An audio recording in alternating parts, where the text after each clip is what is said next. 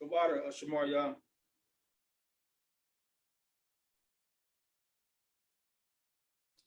Yeah, probably good. Only for you because you're seasoned.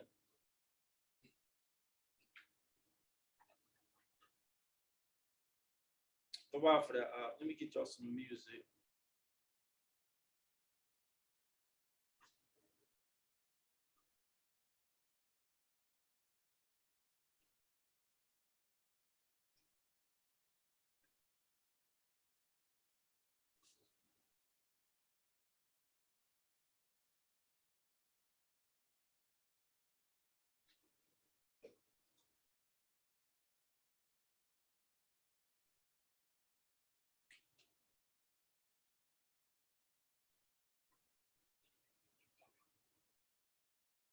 How's our virgin elder doing? He said Virgil's at work. My dad, we didn't have power last night, so he's just feeling cold. I thought there was going to be good over here. Soon I was about to pull the generator out the car, the power came. Oh, I was just about to pull the generator out. So that generator is a monster. So it's ironic this happened on the first day of our fast. Yeah, that's what I said. Just like Sister Joyce said, I'm walking through the muddy yards. I can't complain. Can't complain.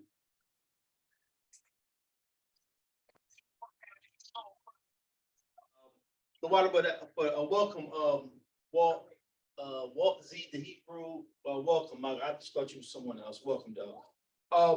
So everyone, the answer was showing. Those online, Sister T, what you get? Since the answer was showing. So y'all saw this screen, but I was sharing my laptop. On the laptop, you can see the other screens. So Sister T, what you get for this?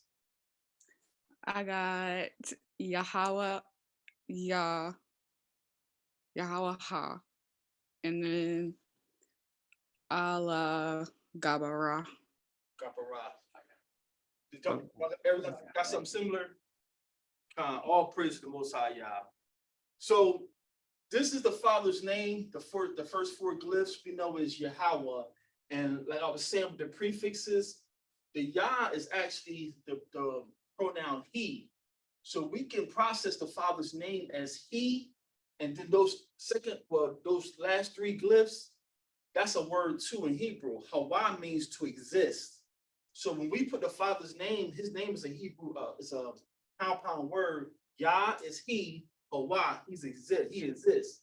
That's what he told Moses, when Moses crying, what do we tell the people? Just tell them I am that I am, I exist. You let them know I'm the one who exists. So Yahweh means he exists, and that's our Father's name. That's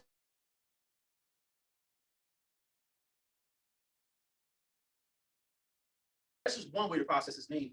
I like to, when my mom was living, when I was learning, I was entertaining being a Muslim. I used to mess with my mom, and I would say Allah, Allah, Allah Akbar. Don't come in with that mess, boy. So Allah for us is the word for well, I'm not gonna. So you can pronounce that as Al or Allah, Allah, and Gabar. So this is Yahweh Al or Yahweh Allah Gabar, Gabar. So if you're just learning that last word Gabar, that first glyph, I know it looks like a backwards L, but that's the best way our ancestors could represent a foot. So that God is a foot, and then you got the house for Ba, the head of a man for Ra, and that's Gabar. Yahweh Allah Gabar. All praises to the Most High. Sister T, she's been ear hustling. She's picking this up already. Like she's just been ear hustling. So anyone wants to take a stab at what we're saying about Yahweh? Anyone wants to take a stab at what we're saying about him? Can I ask a question first? Sis, go ahead. How do you know like when to take off the letter, like the last letter A? Like I had said Ra at the end instead of keeping it just Gabar. And then I had the A behind the L. Y'all want to help her out? Pretty much when you say it out loud, it's like how it sounds, how it feels to you. Like when you're pronouncing it, if it feel like you're doing too much, you probably are. Did you hear that, Sister T? Yes. We don't have no true way to know when we drop the A's off because we haven't heard the ancients speak. So you do what's best for your speech pattern. But like we were saying, like you would feel it's like your tongue, you're trying to force your lips and your tongue to do too much. So like Yahweh al-Gabara, it can flow. Yahweh al-Gabar is the same. So you do what's best for you. We can't say who's right or wrong because we haven't heard the ancients speak. So if you say Yahweh Allah Gabara, we don't know if it's right or wrong, but it's still saying that once you understand what Gabar means, if you say Gabar or Gabara, you're still saying the same thing. So our practice is you do what's best for your tongue and your lips until we hear the ancients and Yahweh Shai blesses us with the true definition of everything. You just do what's best for your lips, if that makes sense for you. Got you. All praise. So now, anyone wants to take a stab at what we're saying about the Most High? Yahweh al-Gabar or Yahweh Allah Gabar?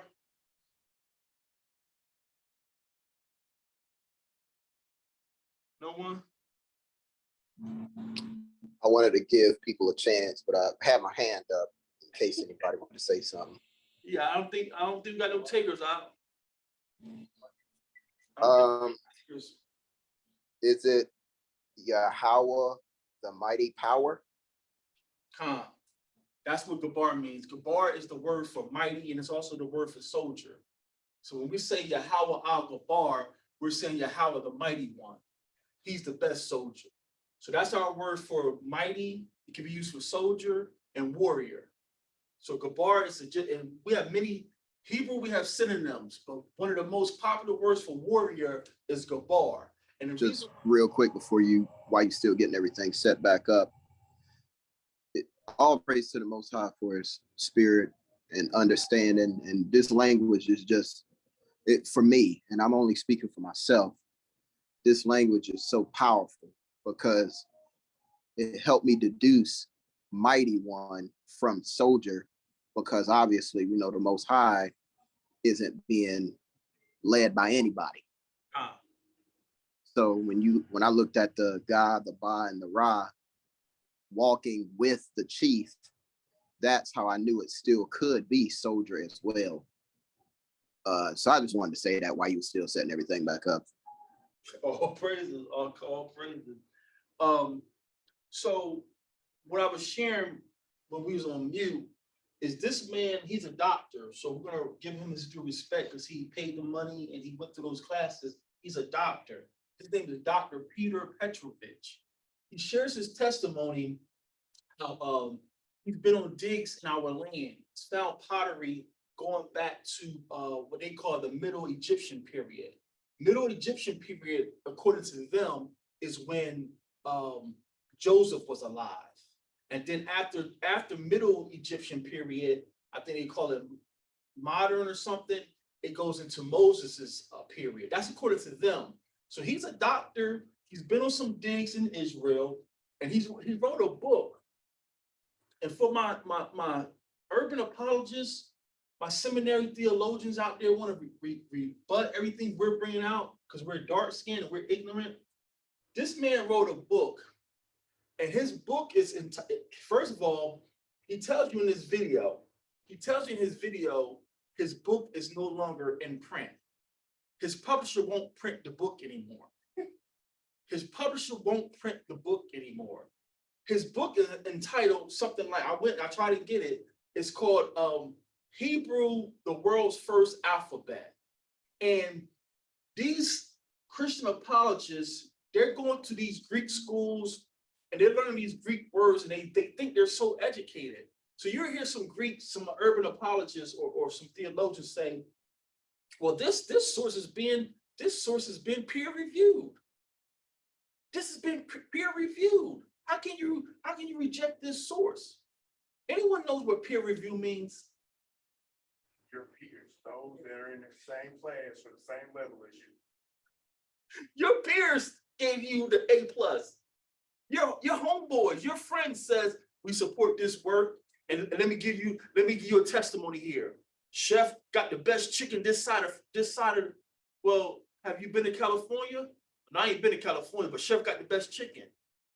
I'm peer reviewing my brother's work. That's our new Facebook hashtag, peer review.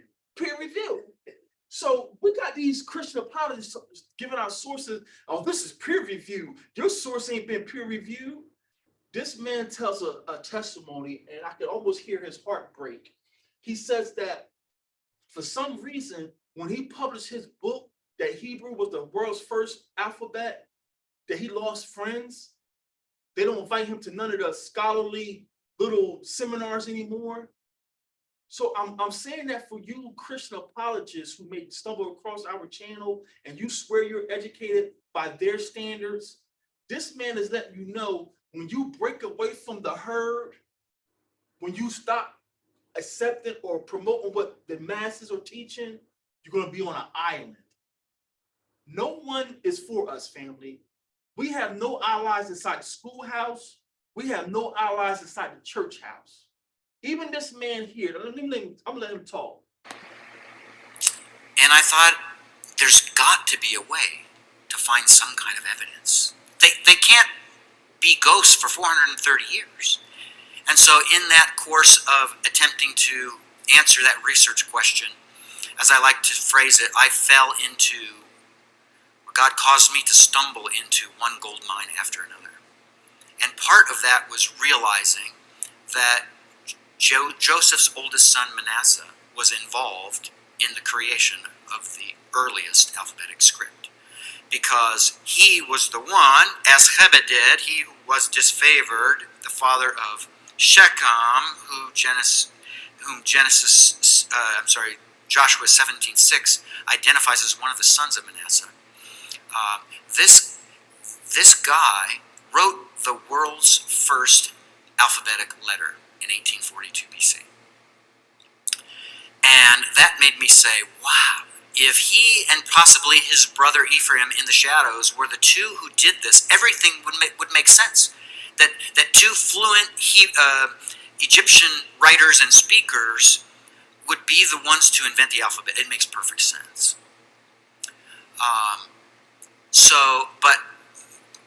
But what I came to was, when I saw that this alphabetic letter was on in the caption of this inscription that Zebedee, he was disfavored, Manasseh, wrote, that's when I knew I needed to study and figure out what this was. Because when I looked at that alphabetic letter on a mostly Middle Egyptian caption, I didn't know what it was at first. That's where I was at. I didn't know what in the world that was. I knew the sign list, right?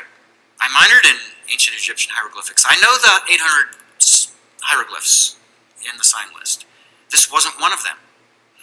And there was a second pictograph in the caption that Manasseh wrote, which was an hourglass-looking thing, we can call it, and I didn't know what that was.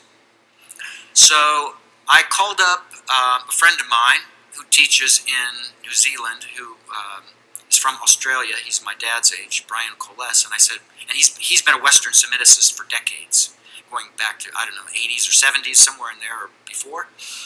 And I said, and he didn't really know Middle Egyptian. He knew some things about it, but he didn't really study it formally.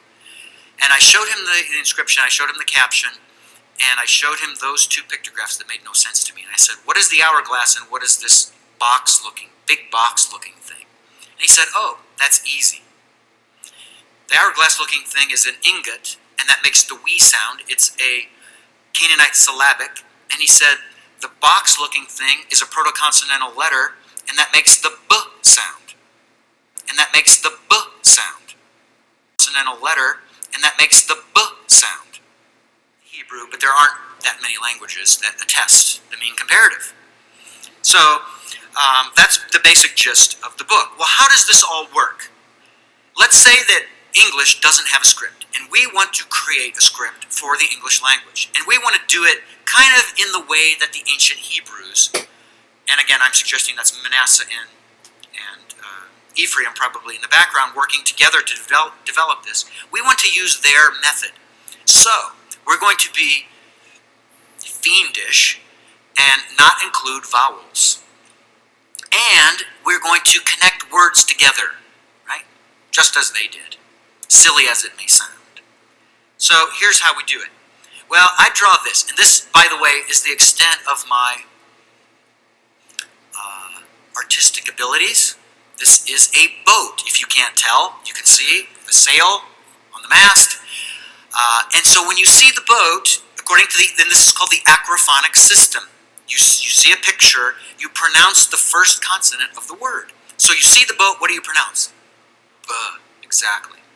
Got it. Okay, we can move on. Now we see this. That's a door, we pronounce D. So buh and duh. Then we have, oh, look at that, another boat. See, I can draw. And that's another B sound. And then this is a gate, which makes a G sound. Bingo. So, there are letters B, D, B, G. What did we just write? And how many words are there? The bad news is there are lots of options, right? So, what does this say and how many words? I'm going to tell you what I wanted to say, which is my prerogative, right, as the author. So, B, D, we put any vowel we want. It can be an I, E, O, U, and whatever else, right? So, let's say we use the short E vowel, eh.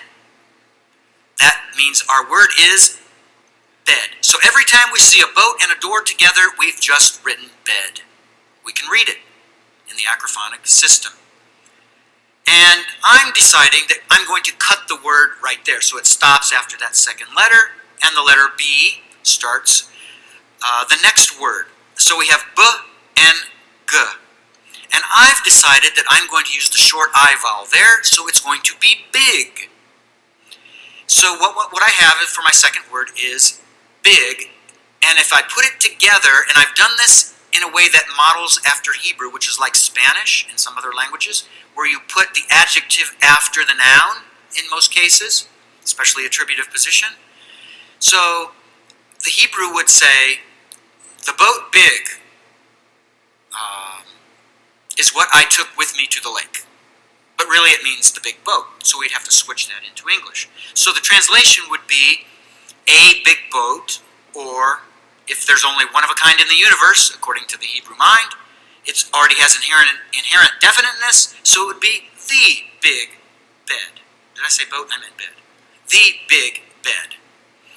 So that's our way of creating a script with English using the acrophonic system that Ephraim and Manasseh used. That's how simple it is. And think of the beauty of this. Think of the genius involved. Because with cuneiform, which was the first script ever invented, all you have are these triangles and these triangles with tails and, one other thing. And these are essentially wedge shapes that, depending on how many of them you have and the direction they're pointed and so forth, will determine a number of different things. And he went on to talk about the most oldest language they found is called cuneiform. This is what they found, brick or clay tablets, whole tablets, and they found these in Babylon, Mesopotamia. And so this is a lot older than our hieroglyphs. But what he's saying, and other scholars said, and then we got practical usage, this cuneiform, y'all see the cones, and the cones are shaped different, the points are different angles to make different letters. What he is saying, this cuneiform, yes, it's the oldest language in the world, but it's not practical because you would have to know what shape they are, what direction they are. No, and then this didn't make it outside of Babylon. You can't find this in Russia. You can't find this in Denmark. So yes, this is the oldest language, but just because it's oldest don't mean it's the best. This wasn't practical, so it didn't last long. Our cousins came up with their hieroglyphs. This is the Egyptian hieroglyphs. And even this, just because y'all have writings or clay stone that's turning out to be older than us, your kingdom was set up first. But doesn't mean that your way of doing things were practical, because these glyphs right here didn't make it to Russia, Denmark. So your style, just because your writing is older than the Hebrew, don't mean it was practical. What our ancestors came up with became practical. How do we know? Because your Greek alphabet is based on ours. And then the Greek produced the Latin produced English. So our ancestors, Black men, Israelites, is the reason why you can speak. That's why I refuse to call them scholars. I can't call you a scholar when my fathers taught you how to speak. So this is the level we go through to show you, family, we know what we're saying. This is the article I clipped. Now he was saying about, you see that character that looks like a hourglass? I believe that's what he's calling the ingot. If you get a lexicon, I got a couple down here. They said for us, it was ancient, like during the Egyptian, when we was in Goshen, it just phased out of our language. So we don't have that glyph no more. But Chef, can you read that article for us about ancient Egyptian? Can you see that? The most striking difference between the Egyptian and Sumerian systems. Can y'all hear him online, family? Just use them, just in case. He's real low.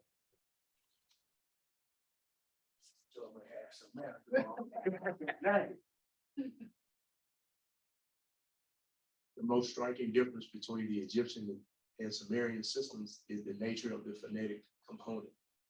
In Egyptian writing, the phonetic symbols do not have syllabic value, but represent consonants, either single consonants or sequences. He's saying even the Egyptians, their pictures didn't have syllabic value. It just was a consonant. So even the Egyptians had a system like ours. Hence, that's why our ancestors is never recorded where they had translators. Abraham took Sarah to Egypt. Y'all know what happened. We don't read about no translator. Then Isaac took Rebecca to Egypt. We don't hear about no translator. So the Egyptians' language is so close to us because they see that picture and they produce a one syllable sound, same as Hebrew. Can you finish it up? Although not necessarily phonetically contiguous strings of 2 or 3 consonants, 26 monoconsonant symbols occur, including 2 variant forms representing the individual consonants of the language. There are almost 100 biconsonantal symbols and somewhat fewer triconsonantal, biconsonantal, and triconsonant phonetic symbols are often themselves accompanied by one or more monoconsonantal phonetic components. For example, the triconsonantal symbol NFR, spelling the Egyptian word meaning good, is commonly used in conjunction with 1 or 2 monoconsonant complements, as in the spelling sequence NIFR or FR. Pretty much all they're saying is they put their glyphs together in 2 or 3 like we do. How we spell Abba in our community? The ox head and the house. That would be biconsonantal, 2 consonants. How do we spell the Wab, meaning good?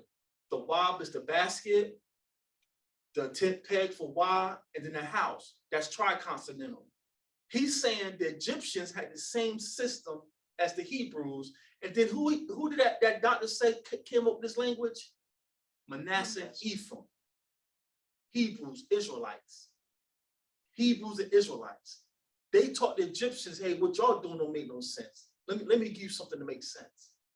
You got these people think they're scholars because they go to these schools and you think you shooting us down, but you don't have scholarships to support what you're saying. And your rebuttal is just based on your emotions. Y'all can't be speaking Hebrew because you ain't been to Hebrew University. This scholar just told you that this language we speak in is ancient and is coming from Israelites. Any questions or comments before we move on? So I just want to give you a second witness. We brought this out a couple of weeks ago, probably a couple of months ago. This is just clipped from Wikipedia. You could do a deeper research. But there's a language called Mandaic.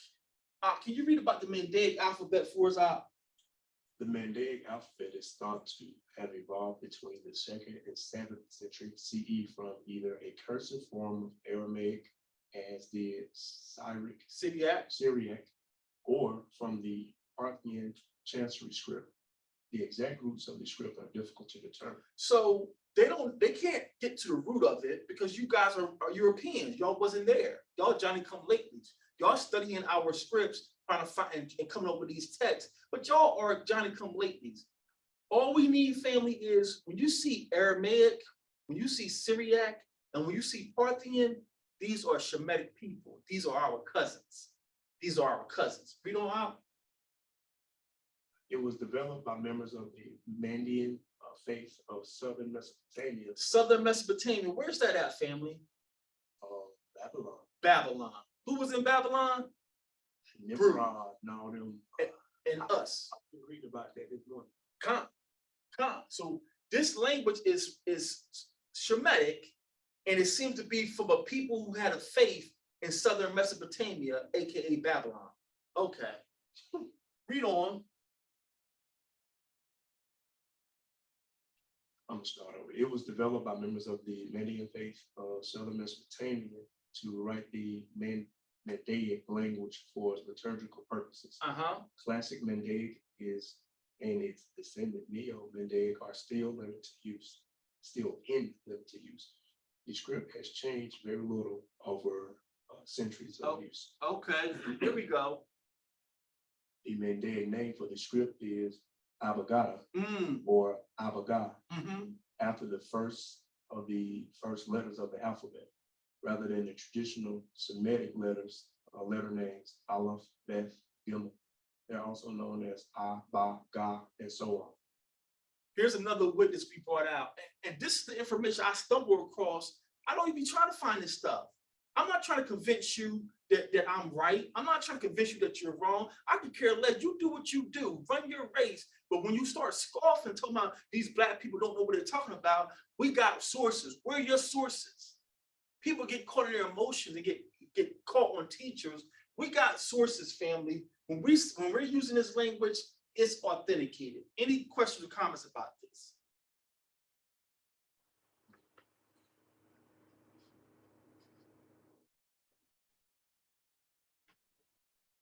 So that's just so you can have confidence, family.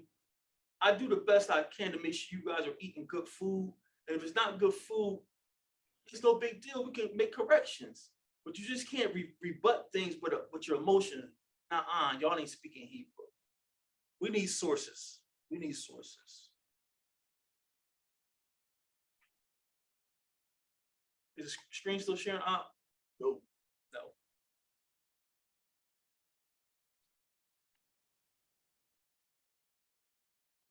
Laura, Go on, sis. so if I'm understanding correctly, the Mandaic alphabet is what we follow because that is the original language of Hebrew. But the traditional Semitic is where they get the the alphabet Gimel language. So whoever wrote that Wikipedia article, they're being I guess objective, and they're using the word traditional, and they're saying the traditional letter names are Aleph, Bet, Gimel, because you got to remember, if you want to get things published and pass your peer reviews, you can't just come out and attack the powers that be. Aleph, Bet, Gimel is a language invented by the Yiddish people, the fish people. So Aleph, Bet, Gimel is a daughter for us Israelites. You adulterated my language. No one in heaven knows they know what we're saying because they're powerful beings, but our forefathers didn't use that Aleph, Bet, Gimel. So sis, when you see the words traditional, again, that's these scholars' ways of being diplomatic, not causing isms and schisms inside their community, if that makes sense. Trying. So and again, you can right now we can make up names for these glyphs. We can make up names for these glyphs. Let's do we did it before. The first 5 glyphs, let's change that to Alabama, Birmingham, Georgia, and Dakota, and what's the highest? Houston. So we just changed the names of them, right? But Alabama and Birmingham is not going to help me speak. If we put Alabama and Birmingham with other glyphs, it's like we're going to sit here like sound like babies the whole day. So our ancestors did what they taught us in their schools. They just taught us the sounds these glyphs make. So A, B, C, D, E are just glyphs. They're English glyphs. And you taught me the sounds those glyphs make, and we put those glyphs together to make words. And you got that from my ancestors. You come up with some Aleph, Bet, Gimel, Dalet, Hey, you don't know what you're talking about, if that makes sense. Great question, sis.